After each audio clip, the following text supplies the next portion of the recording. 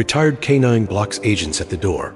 The truth behind his bark. The wind cut through the trees like a whisper that wouldn't stop. May Whitaker stood by the fence on her small piece of land, sipping coffee from a chipped blue mug.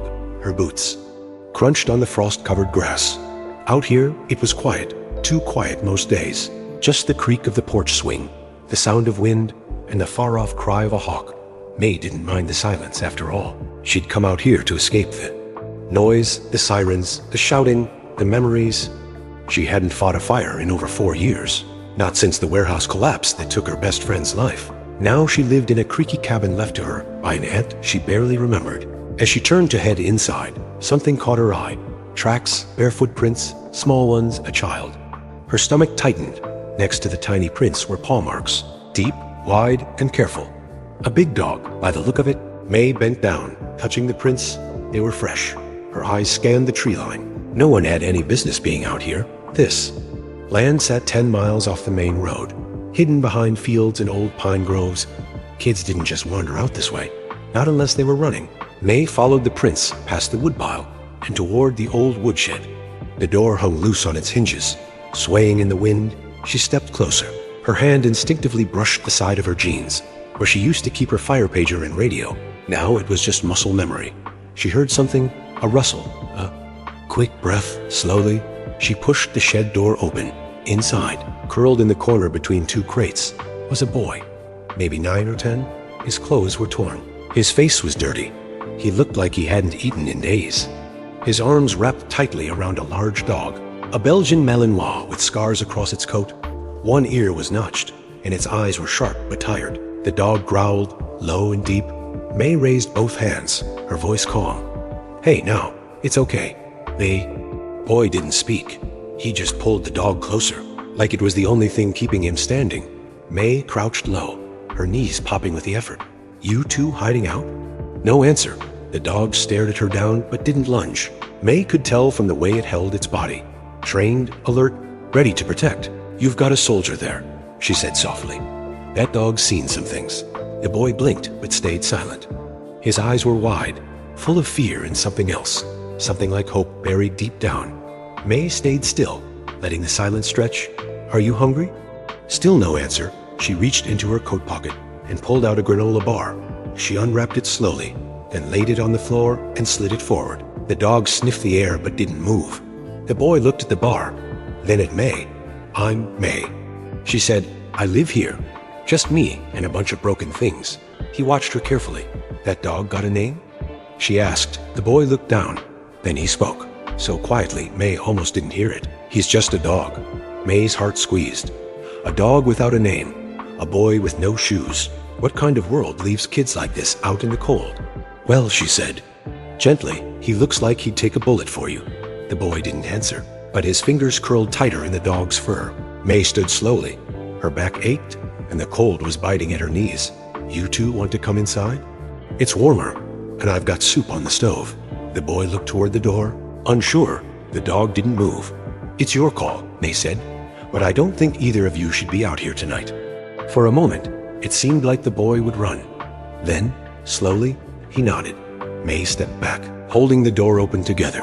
The boy and the dog stood. The dog moved like a shadow.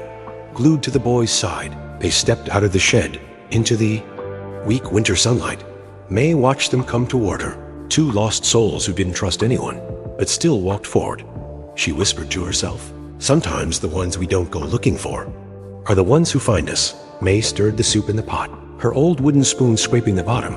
The smell of carrots and chicken filled the cabin. Behind her, the boy sat curled on the couch, wrapped in a quilt. The dog, still unnamed, rested. At his feet, his ears flicking at every small sound. May glanced over her shoulder. The boy hadn't said another word since walking in. He just held the mug of cocoa she'd made and stared into the fire like it might jump out and bite him. His body looked tense, like he was ready to run at any second. The dog, though, had settled. His ribs showed through his coat, and the scars across his back told a story May didn't dare ask about yet. But the way he sat between the boy and the door said everything. He would fight anyone who tried to take that boy away. May handed the boy a bowl of soup and a piece of toast. "You don't have to talk," she said, "but you do have to eat." He didn't say thank you. He just started spooning it in, like someone might steal it if he waited too long. May sat across from him and sipped her own soup quietly.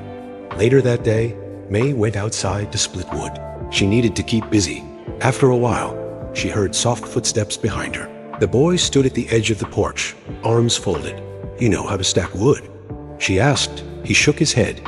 "Well, now's a good time to learn." He joined her without a word. The dog followed, always staying close. May handed the boy small logs, showing him how to pile them without tipping. At first he moved slowly and unsure, but soon he got the rhythm. "You got a name?" she asked after a while. The boy paused, then very quietly, he said, "Jaden." May smiled a little. "That's a strong name." Jaden kept stacking. The next few days passed slowly but steadily. Jaden helped her with chores, feeding the chickens, sweeping the porch, even washing dishes. He still didn't talk much, but he nodded more. And once, May caught him humming to the dog as they sat by the fire. On the third day, Sheriff Hargrove showed up in his dusty cruiser. May was hauling a feed bag when the tires crunched up her drive. She met him on the porch. "Colin," she said, her voice flat. "May." The sheriff nodded. His eyes flicked toward the cabin. "Heard you might have company." May crossed her arms. "Lots of things wander in when it's cold." Colin gave her a long look. "You?" "No, I gotta ask, May. A kid matching a missing persons report. No shoes, no family. Are you taking him in?" "I'm giving him a place to rest," she said. "That's all." Colin sighed. "You know how this works. If someone reports him, someone's coming, CPS, maybe even feds. Might not be friendly." May didn't blink. "Let him come." Colin studied her for a moment, then tipped his hat. "Just be careful." As he drove off, May looked back at the cabin. Jaden was watching through the window. The dog, still unnamed, stood by his side. That night, May sat on the porch, the firelight behind her. Jaden came out and sat on the steps, hugging his knees. The dog lay beside him. "You're scared they'll come?" May asked gently. Jaden nodded. "I was scared once too," she said. "Firefighter in a burning building. Thought I was done for, but my partner pulled me out. Sometimes it takes one person, or dog, to pull you out." Jaden was quiet for a long time then. He said, "They didn't want me. My last foster home. Sighed I was too quiet, too hard to handle." May's heart cracked a little. "That's not your fault, Jaden. Quiet isn't broken." He looked at the dog. "He still doesn't have a name." May smiled. "Well, maybe he's waiting for someone who sees him for more than just his scars." Jaden looked down at the dog, who rested his head on Jaden's lap. "Maybe he's not just a dog anymore." Jaden whispered. May nodded. "I think he's always been more. Just needed someone to notice." The wind picked up in the trees. The sky was full of stars. The cabin behind them glowed warm and soft. Jaden leaned his head against the dog's shoulder, and for the first time, he looked like he might sleep easily. The morning air was sharp. Cold wind rattled the windows as May poured herself a cup of coffee. Jaden sat at the kitchen table, shoulders hunched, stirring his oatmeal slowly. The dog, still unnamed, rested at his feet, eyes half closed, but alert. May could feel it. Something was coming. She didn't say anything at first, but when the dog's ears perked and his body stiffened, she set down her cup and reached for the rifle, leaning near the front door. Before she even made it to the window, tires crunched on the gravel driveway. A white SUV pulled up. Out stepped two people, one in a sheriff's uniform, the other in a clean black jacket and shiny shoes. A second woman had a black folder tucked under her arm. May opened the front door slowly. "Stepping onto the porch." "Morning," said the woman in the jacket. "I'm Agent Greaves with Child Protective Services." May crossed her arms. "You got a warrant?" Agent Greaves gave a thin smile. "We're here for a welfare check. Got a report of a missing boy. Fits the description of someone seen on this property." Behind May, Jaden froze at the kitchen table. The spoon slipped from his hand and clattered to the floor. The dog stood, growling low and steady. His body slid in front of Jaden. Guarding him, May kept her voice calm. "That boy has a roof over his head, food in his belly, and someone looking out for him. That's more than what the system gave him." "You're not his legal guardian," the agent replied, "and harboring a runaway is illegal." The sheriff beside her shifted uncomfortably. He glanced at May, then at the dog, whose sharp teeth peeked through a warning snarl. Jaden appeared in the doorway, his small frame trembling. "Please don't take me," he whispered, barely loud enough to hear. "Please." May's heart broke. She stepped down from the porch, standing between Jaden and the officers. "You want him?" She said, voice like ice. Then you'll have to go through me and through that dog. Agent Greaves narrowed her eyes. We can come back with a court order. Don't make this harder than it has to be. May's hands clenched into fists. I'm not making it hard. I'm making it right. The dog barked once, sharp and loud, and everyone froze. Jaden clung to the dog's fur, tears running down his face. His voice cracked. He's all I've got. For a long, quiet moment, no one moved. The wind blew through the trees, and May's breath came in slow, measured bursts. The sheriff finally spoke. Maybe we should let the judge decide. This doesn't feel right. Agent Greaves looked furious, but she nodded. We'll be back. May didn't lower her eyes until they were gone, dust rising behind their vehicle as it rolled down the road. Inside, Jaden dropped to his knees beside the dog, sobbing into his fur. The dog didn't move. He just stayed there, steady as a stone. May knelt beside them. She placed a hand on Jaden's back. They didn't win, kid. We're still here. Jaden didn't look up. But they'll come back. May nodded. They will, but next time, we'll be ready. That night, the wind howled louder than before. Thunder rumbled in the distance. The cabin windows shook in their frames as May moved from room to room, locking every door and loading the rifle. She lit oil lamps in case the power went out. Jaden sat by the fire, wrapped in a blanket. The dog curled tight beside him. May took her spot in the old chair by the front door, rifle resting across her lap. The dog watched her with calm eyes, then shifted slightly closer to Jaden, pressing against him. Jaden looked across the room. His voice was small but steady. Can I name him now?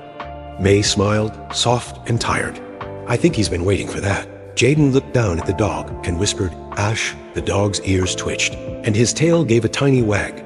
May sat back in her chair, the firelight flickering across her face. Ash? She repeated, yeah, that's a good name. The wind outside screamed, but inside there was warmth, not just from the fire, but from something stronger. The beginning of a family. The storm lasted through the night. Rain beat down on the tin roof like 1,000 drums. Wind howled through the trees, and thunder cracked so loud it shook the windows. But inside the cabin, the fire glowed steady. And the dog, now called Ash, stood guard beside Jaden. May didn't sleep. She sat in the old chair by the door, rifle across her lap. Her eyes stayed on the shadows outside, her ears trained on every creak and groan of the wind. Jaden sat beside her, wrapped in a blanket. He leaned against her arm, his face buried in her shoulder. They'll come back, he whispered. May looked down at him. Then we'll face them. Together, in the morning, the storm was gone. The sun broke. Through the clouds, lighting up the muddy yard like gold, puddles shimmered in the grass. Branches lay scattered across the porch. The swing had blown off its hook and now rested crooked in the mud. May stepped outside, her boots sinking into the wet earth. Ash padded beside her, nose in the wind. Jaden followed, rubbing sleep from his eyes. They stood together and looked out at the land. It wasn't perfect, but it held strong. Jaden breathed in deep. It smells clean, he said. May nodded. Storms have a way of washing things out over the next few days. Things got quiet again.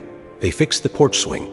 They gathered firewood. Jaden even learned how to scramble eggs without burning them. May showed him how to sew a patch on a torn shirt and taught him the names of the birds in the trees. Ash never left his side.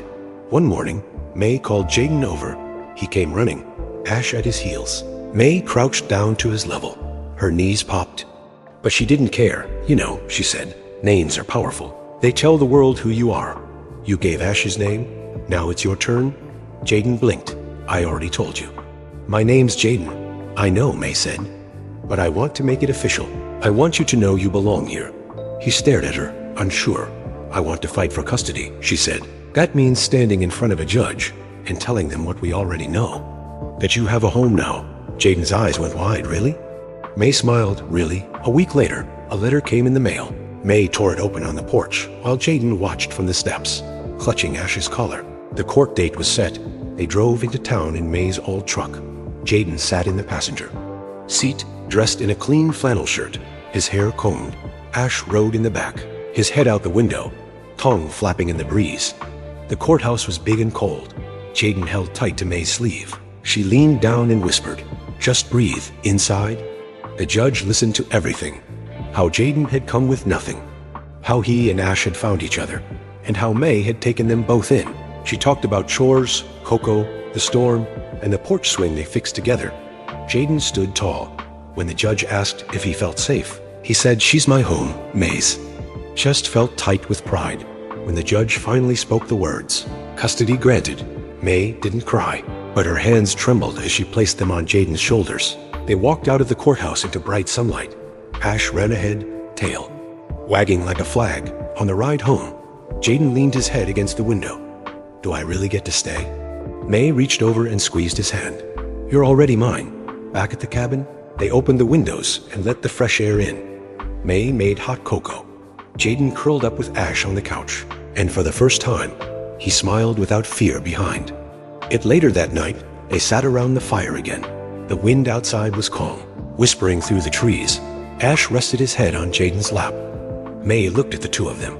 "You know," she said, "I think the storm brought you to me." Jaden nodded. "And you didn't shut the door." "No," May said. "I opened it wide."